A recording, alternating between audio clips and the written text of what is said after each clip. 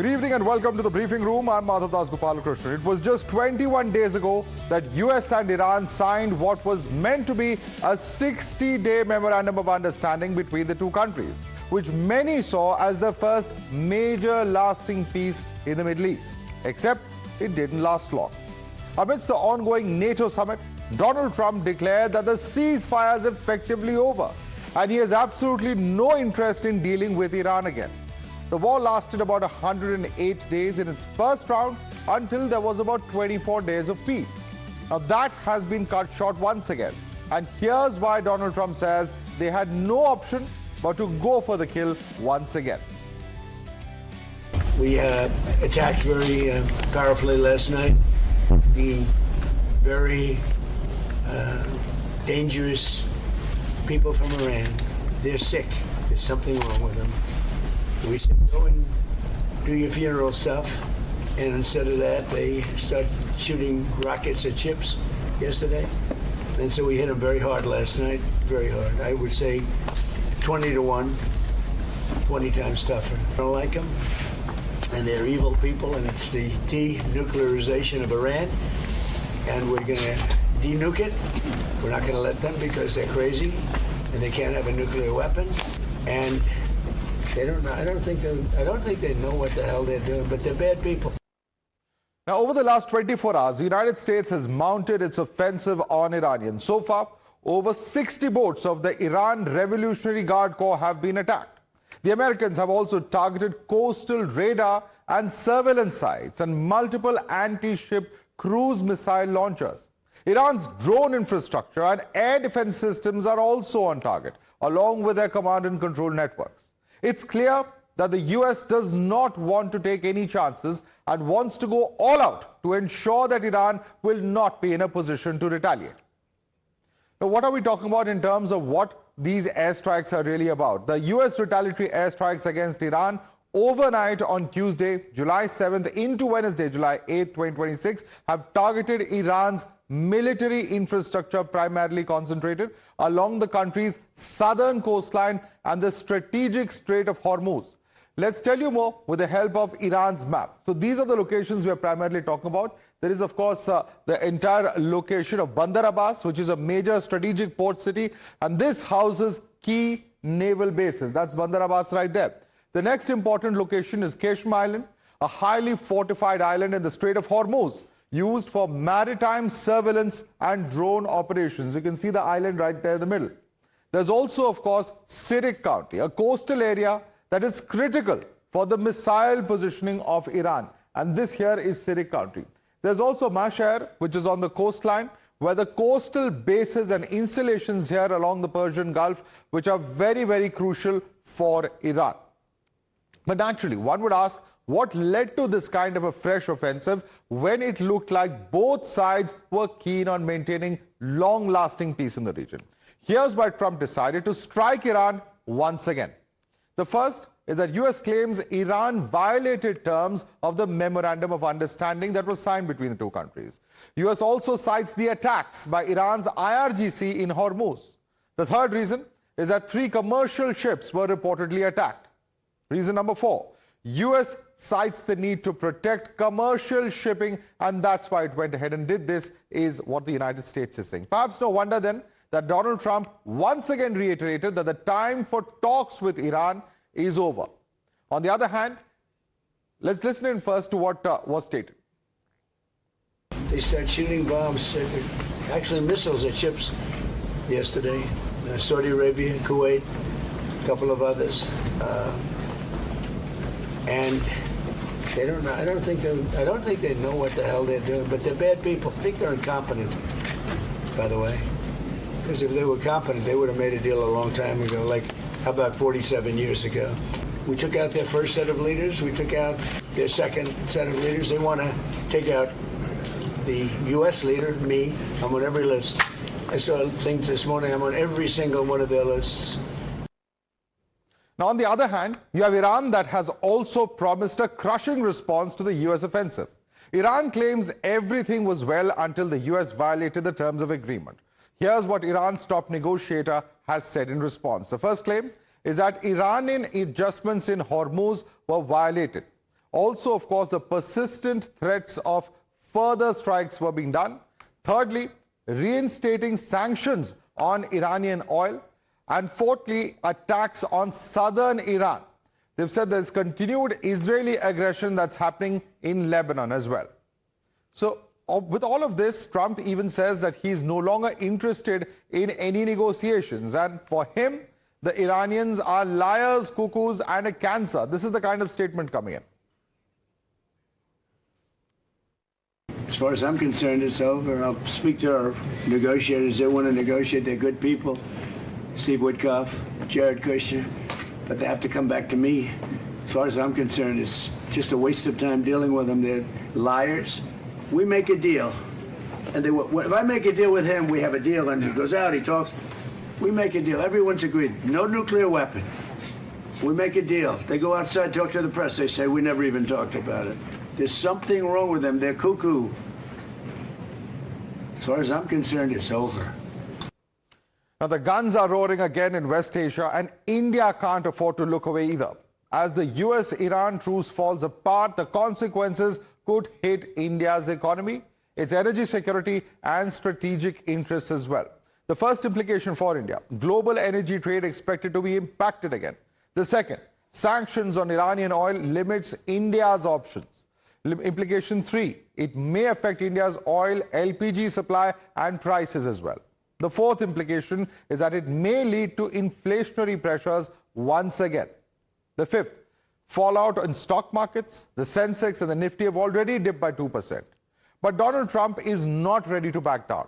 They say that they will strike Iran tonight as well. I'll probably hit them hard again tonight. I'll give them a little warning. We're going to hit them hard tonight. But we'll see how it all works out. No, I'm not happy with them.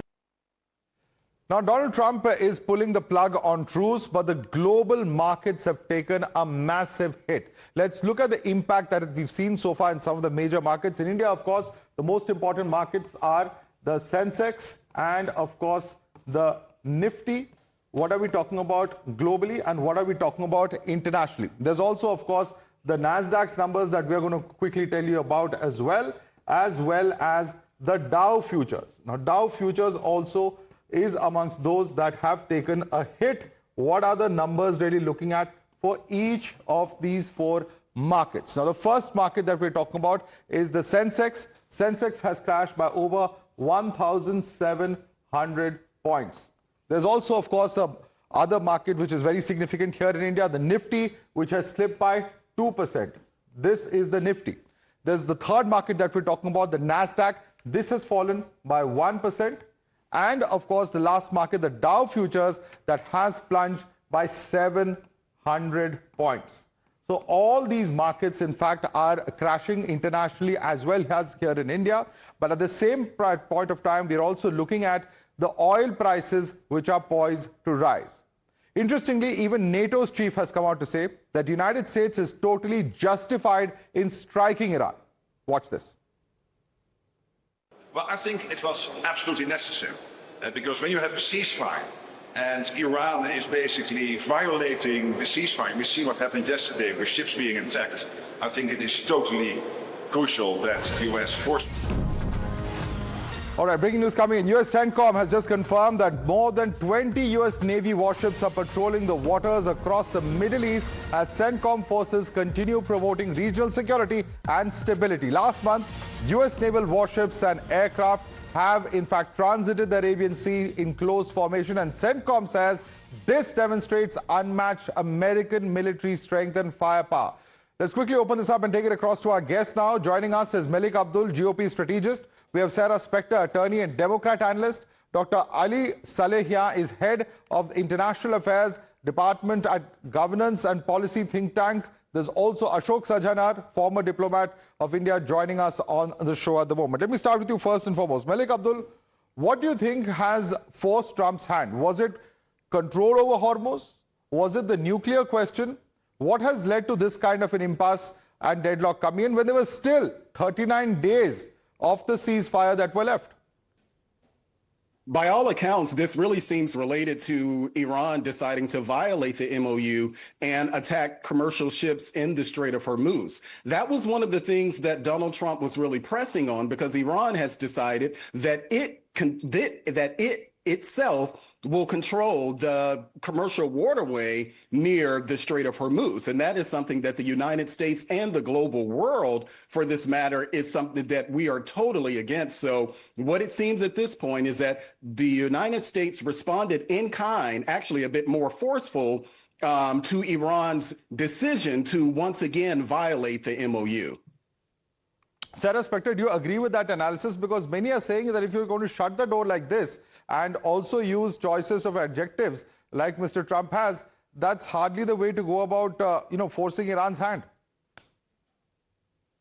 Well, I agree with the last guest that the reason why we struck at this time is because they were attacking the ships in Hormuz. But I mean, again, Trump is just an amateur. I mean, everyone. I mean, I didn't think this ceasefire was going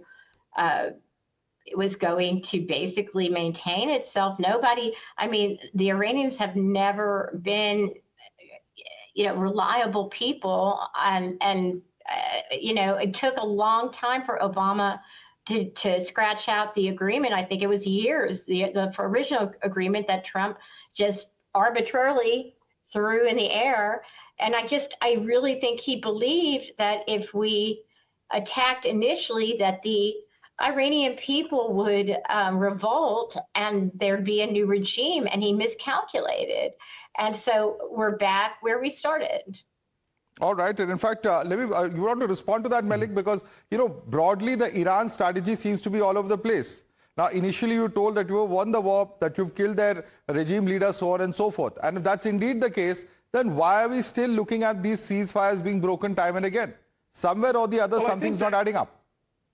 Yeah, well, I reject the notion that Trump is an amateur on this. He's surrounded by a lot of professionals. And what Iran needs to realize is that Trump was actually the strongest person that they could have had when it comes to negotiating a deal, because Donald Trump is actually to the left of where the most of the Republican Party is. The Republican Party, you listen to people here in the United States, we want Donald Trump and our military to do whatever it needs to be done militarily to take Iran out, to just decapitate their entire regime and all of their abilities. So while they're playing, this game with Donald Trump deciding to criticize some of the decisions, they need to realize that they don't have any allies anywhere else in the Middle East. They're attacking their neighbors, and Donald Trump was the best chance. And Donald Trump did this in the face of criticism from people here in the United States that he was being too, magnanimous when it comes to Iran. I think this is proving once again that Iran cannot be trusted, and it doesn't matter what Donald Trump says about it. Ashok Sajjanat, you share that assessment that, it's Iran that can't be trusted, and that's what our US guests are saying, and that's what Trump appears to be saying, because it all appears to be falling apart even before that 60-day ceasefire was actually completed. Yeah, thank you very much, Madhav. Well, the level of distrust between the two of them is very, very high. So, whether it is Iran that mistrusts Trump or Trump that mistrusts Iran, and which is greater, I think that is a moot point. But both of them distrust each other. But let me make a very quick couple of points. Number one, Mr. Trump, of course, is very frustrated because I think the MOU that he has got is all, weighted in favor of Iran. Everything, each and every clause is weighted in favor of Iran. And, that frustrates him. Now, even after that, if there is, shooting of these three vessels, because they are not going through the Iranian water, they are not under the command and control of Iran, and they are going through the Omanian waters, then I think that's a hugely provocative act by Iran. The third point is, I think Iran is, overplaying its hand hugely. It is, hitting itself. It is shooting itself in the foot because it can never afford to get a better deal than it has got this, it's got this MOU. So it should be doing everything to preserve this MOU. And what it is doing, in my view, very foolishly, is throwing this whole MOU out of the window. And I think it is hurting itself much more than it is hurting the United States. Right. In fact, we have Dr. Ali Salehian, who's the head of international affairs at the Department of Governance and Policy think tank. Ali Salehian, just a few moments ago, we were talking about how the MOU that was reached was an MOU that was hugely in Iran's favor. And yet, despite that, attacking these ships that were transiting Omani waters is being seen by US as a last straw and a complete deal breaker.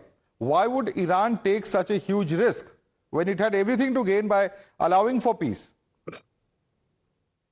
Thanks for inviting me. You know, when you see the whole dynamics through the Iran's lens, actually you can see that Article 5 of MOU actually violated multiple times by the United States. You know, based on Article 5 of MOU, the controlling and the management of the Strait of Hormuz is totally based on the Iran's, procedures. But we can see that actually during the recent days, especially we think due to the funeral of Supreme Leader, they try to find out another corridors, especially beside the Omanis beach, to just ditch out and violate the Strait of Hormuz. To answering, the comments of our Indian colleagues that why Iran actually, based on his quote, shooting his leg, there is a raising understanding in Iran exists that they believe that actually United States writing and approving this MOU to not accepting and doing it. This is why they accept it. And the Article 5, it's the main reason that actually Iran's try to respond it and control it by the military option. We have received some information from some officials that one of the I think it was a Qatari ship that actually off its transponder. There were no any other option to signal it. Therefore, they choose to implement their sovereignty through the Strait of Hormuz. It's US that has violated the Article 5 of that MOU. Your response to that, Sarah Spector? Yeah, then what is the main reason to actually Iran's... Allow a response, please. You asked a question. Sarah Spector, please. I think that maybe Iran, in Iran's perspective, maybe they truly believe it. I don't know their motives. Obviously, I don't think anyone can get into their motives. But the thing is that no, Donald what he's essentially Trump, saying is that US is the one that has attacked several of the ships and has violated that Article 5, which gives control of Hormuz to Iran. That's in a sense what he's saying.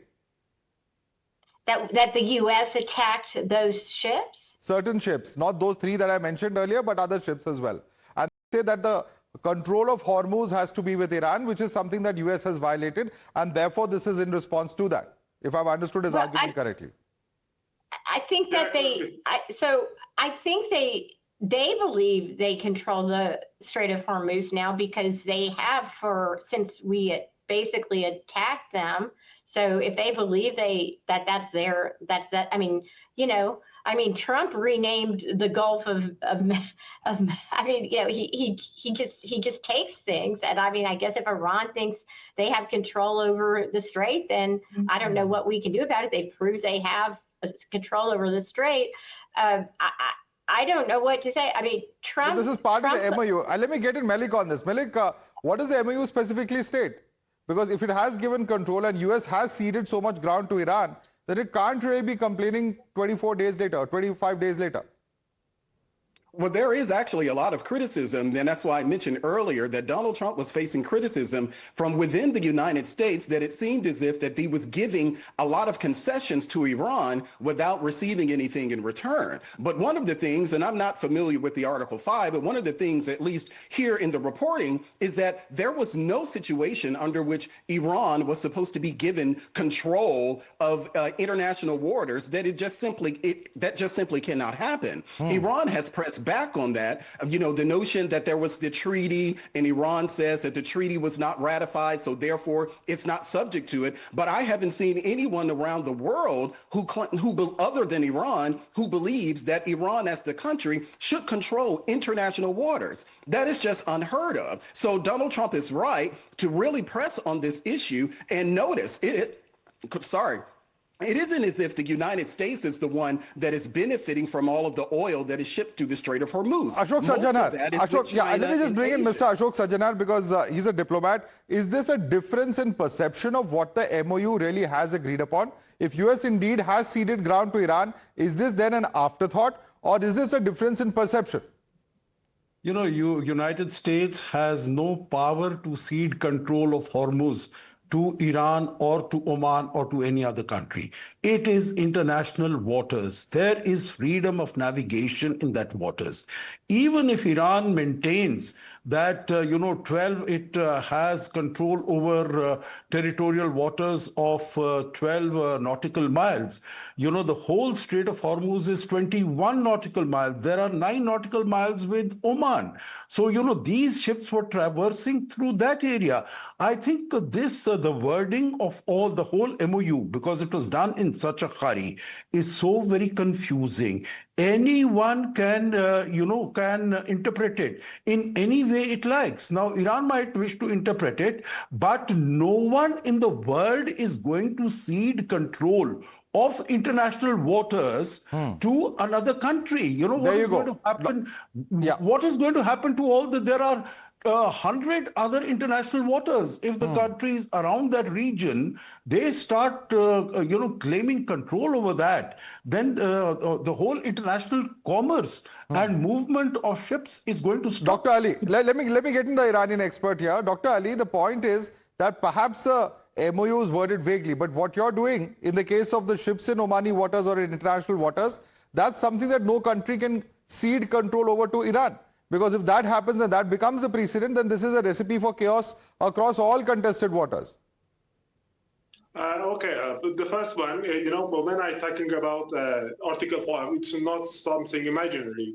Everybody just can Google it and find the exact wording that United States agree on it. If it's not good or bad, it's United States issues. I'm the Iranian who are not the person who actually dictated Trump to attack another country and enter to a kind of quagmire, raising inflation and all the things. This is the exact outcome of their decision. But when we reach to the exact thing about the Strait of Hormuz, all the friends and the viewers also can Google it. They explicitly said that Iran will make arrangements using its best efforts for the safe passage of commercial vessels. It's explicitly said, no matter what everyone says, it's explicit agreement between United States and Iran. And this is really important. But how can you take control? How can one country have control over international waters? That's the fundamental question that you're being asked here. I'm not an expert of international law. I'm not an expert of international law, but there are many experts of international laws that says this is a kind of sovereignty waters of Iran and Oman, and it's not international. Okay, so that's a difference of perception, but nevertheless, should that really cause a conflict? Once again, is a very, very big question. There's some breaking news coming in. The Indian Ministry of External Affairs has issued a statement on the violence in Middle East. MEA says India is deeply concerned over the recent attacks and escalation of tensions in West Asia, which have followed fresh targeting of commercial shipping transiting international waterways in the region. These developments risk undermining regional peace, security, and stability. India calls upon all parties to exercise restraint, de-escalate tensions, and ensure protection of civilians as well as the uninterrupted flow of energy supplies and commerce. A very, very significant aspect of this, Ashok Sajjanar, is going to be the impact. We were all just breathing a sigh of relief over the last 2-3 weeks, and now it looks like we're back to square one. Yeah, back to square one. But, if you permit, Madhav, let me make one comment on that, and then I'll come to the back to square one issue. Arrangements. for safe passage of ships through this Strait of Hormuz, it doesn't mean that you start firing at ships. That is not making arrangements for safe transit of passage of ships, not at all. So, different people can make different interpretations, but no interpretation can be violative of international law, whether Iran accepts it or the United States. International law is what it is. And the United Nations Convention on Law of the Sea is very clear in this, that this is international water. This is global commons. So, that is one part. The second is what Madhav, you asked about the impact. Absolutely. The whole world was suffering because of this action of Iran to have choked the Strait of Hormuz. And this is going to happen again. And I think, once this conflict is over, because surely it is going to be over, I think Iran needs to be mindful of the impact of its future relations. Okay, that it there's is a fresh going to have reaction with coming in all from these President Trump. countries. Sorry, I'm cutting you short there, but there's a fresh reaction of President Trump. Let's listen in.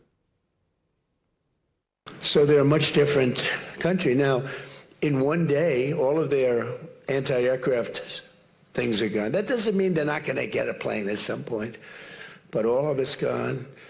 Everything's gone. Their leaders are gone. They had leaders, they're gone, and they had another set of leaders, they're gone. Now they have another set of leaders, they may be gone. Who knows? And you know what? I may be gone too, because I'm their number one target. It's out all over the place. I'm their number one because they're scum. That's the way they act, and that's the way they've done it for 47 years. But I'm doing what's right for the country. I'm doing really what's right for the world. They have to be stopped. And they've killed thousands, hundreds of thousands of people. They killed 52,000 protesters over the last 3 months. So when you say we're not doing well, I think we're doing phenomenally well. Our military has been incredible. Plus, we had a blockade. Did we have a blockade? Did you ever see a blockade work that way? All right, let's take this right back to our guests, in fact, joining us. And let me go right back to Malik Abdul. Malik Abdul, what has happened? Just a month ago, Trump was saying that they're all perfectly rational people in Iran. Now he turns around and says they are scum. What has happened so drastically? Yeah, I think that Donald Trump is saying that Iran simply can't be trusted. And as even though the matter of, I actually went and read it, the Article 5 of the MOU, the words that we're talking about is make arrangements. Iran has interpreted that as it gets sole owner, like control of the Strait of Hormuz. From the United States perspective, the reason that it was entered in, that they actually put that Article 5 in there about making arrangements is because Iran decided to actually close the Strait of Hormuz and was targeting commercial ships through that area. So they were supposed to make arrangements for the safe passage. There was nothing in the MOU, and as our other guests have noted, that gives Iran the power to control a strait. The United States can't control it, and Iran simply cannot control it. Right. I think Donald Trump is now really frustrated at this point that he's seeing what a lot of other people have recognized and criticized him for, is that Iran cannot be trusted. All right. I'm sorry, I have to interrupt you here. Completely out of time. Malik Abdul, Sir Respected, Dr. Ali Salehi, as well as Ashok Sajanar. Thanks so much for joining us this evening.